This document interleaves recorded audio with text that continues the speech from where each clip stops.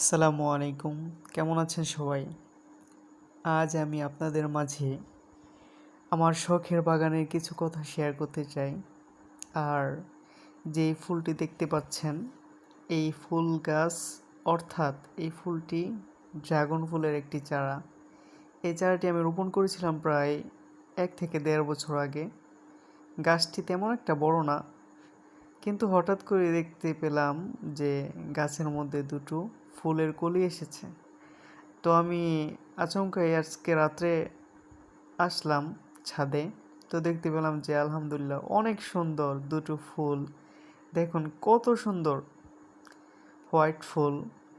আমি দেখে খুব অবাক হয়ে গেলাম যে ড্রাগন ফুল এত সুন্দর।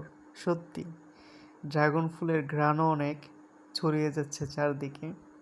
তো আপনাদের মাঝে ভাবলাম যে শেয়ার করি।